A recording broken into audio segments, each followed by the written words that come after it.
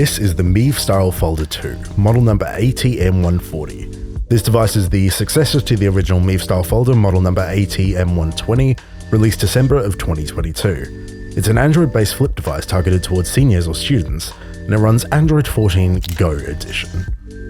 As a bit of preamble though, how did I get this phone? Anyone doing slight research on this device as of March 2025 will quickly realize that this phone is only offered through Korean telcos SK Telecom and LGU+. In order to get this phone as a foreigner, you are either required to have access to these stores physically or have someone buy this phone on your behalf.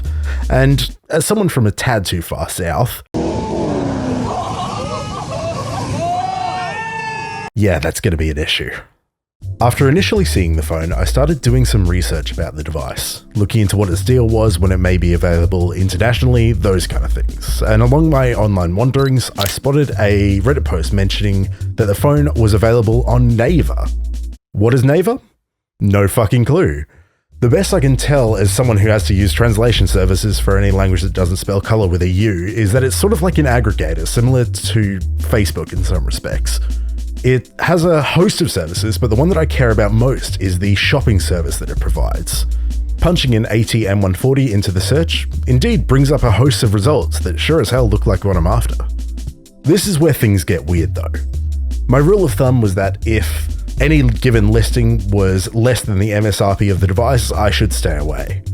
Using that rule, I found that there were several listings around the 315,000 Korean won mark, which is right around the 350 AUD mark. Unique to listings around this mark though is that they usually gave you two options in addition to the color choice. They offered the phone as new and unused or new and self-sufficient. What do these options mean? I still don't know.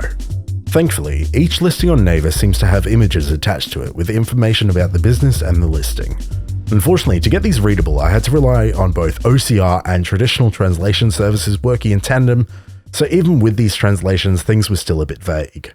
My best interpretation is that new and unused phones are from carriers, thus have a telecom company logo on boot, and carrier pre-installed apps but have been bought out of the contract and are now being resold at a markup.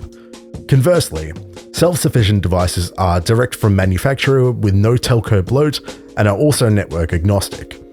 How the second option is possible, I don't know, because as far as my research goes, I don't believe the Folder 2 was ever sold independent of a telco.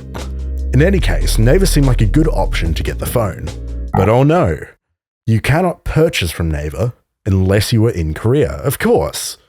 Now how am I going to get around this? Introducing Proxy Services. The logic of Proxy Services is businesses order items on your behalf to their physical address in their country.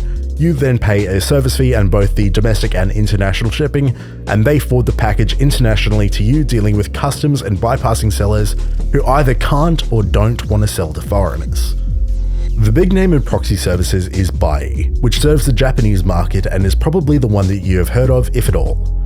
I have used their service in the past to import some very obscure e-waste because e-waste somehow became my addiction, video incoming, but it got me thinking though, does the same sort of service exist for Korea? The answer is yes, but not nearly to the same degree as Japan. There are a few services available, one of which I tried and was subsequently ghosted by. One said they wouldn't ship lithium batteries, period, and the last one was absolutely happy to move ahead with my purchase. That service was Korea to me. So, I placed the order, waited, and eventually, it arrived. Let's open it up. The box it comes in is very reminiscent of Samsung's boxes. It's got nice paper tamper seals and slides out of the box very fluid. In the box, you of course get some documentation with the SIM removal tool included and the phone itself. Let's just take a moment to appreciate it because I don't have a case for it and this is the last time it's probably ever going to look quite this good.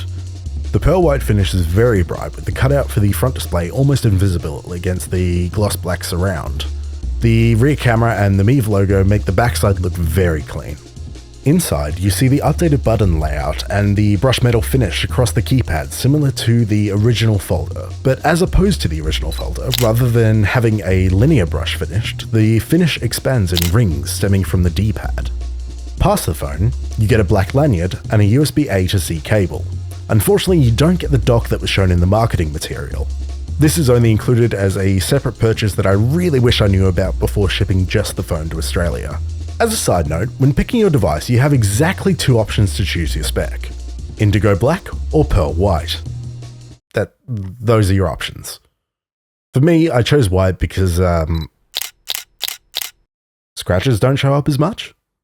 Outside of the luxurious options afforded to customers, the phone comes with 32 gigs of storage, 3 gigs of RAM surpassing the original folder by exactly 1 gig, a front 5 megapixel camera and an 8 megapixel rear shooter with no OAS or anything special. The phone also comes with a 2100 mAh battery, a headphone jack and SD card slot, looking at no one in particular, and the phone runs Android 14 Go. On to using the thing. The first test I ran was taking my Optus SIM card out of my main Pixel 7 Pro to test cellular. I was unsure what would happen as the phone had started up with SK Telecom branding, as I had selected the new and unused option when purchasing.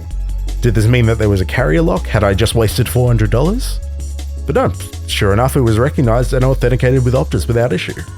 Not only that, but the region and language set itself automatically, so I didn't even need to translate my way through the setup. The second thing I did once the phone was set up was install Square Home, my favourite launcher for Android-based flip phones.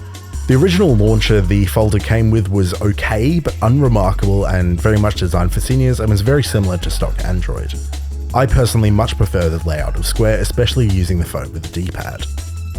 The phone feels surprisingly premium overall despite being made of plastic, but especially compared to some other senior-oriented flip phones that I've used, the edges were clean and not sharp to the touch, the panels were well integrated, the keypad was surprisingly tactile with each button backlit and on a separate switch, not a continuous membrane or rocker, and the flip motion was brisk and confident. The hinge has no flex and the bumpers on the base of the phone make for a nice soft close feel with a satisfying tap sound. The home, back and app drawer buttons are not affected by the custom launcher I installed and everything just works, so to speak.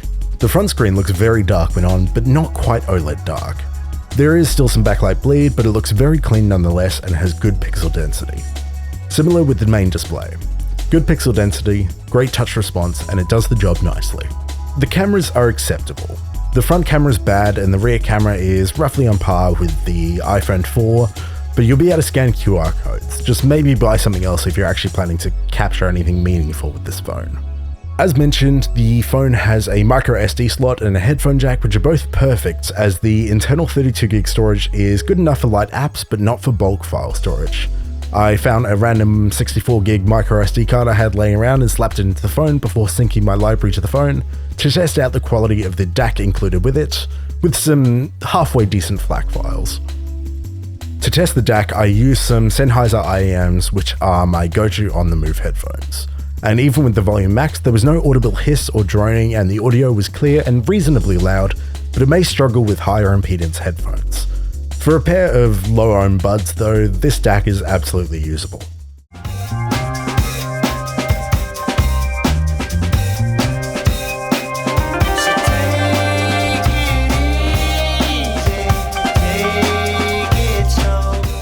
This device also came with surprisingly minimal bloat for a device in its category. There was a couple of apps from SK Telecom that I had to disable and a couple of useless tools supplied by Mive, but they weren't too hard to get rid of. The only trouble was that apps shipped with the device can only be disabled, not uninstalled. A couple of quirks that I've noticed are that the phone immediately assumes that it's roaming and will have the dual clocks on the lock screen if it has a foreign SIM card in it. The dual clocks can be disabled pretty easily in settings thankfully, but I found that it was a tad insistent on warning me that I may run into excess data charges towards the start of my usage. Another quirk that I found was that the wallpapers I applied always looked really bad. I downloaded a couple of images off Unsplash to theme the phone and they look great, really high-res images. But the second I set them as wallpapers, they just look bad, almost aliased. And with that, I think that's everything covered. This is my first time reviewing anything, so feedback is appreciated. See ya, bitches.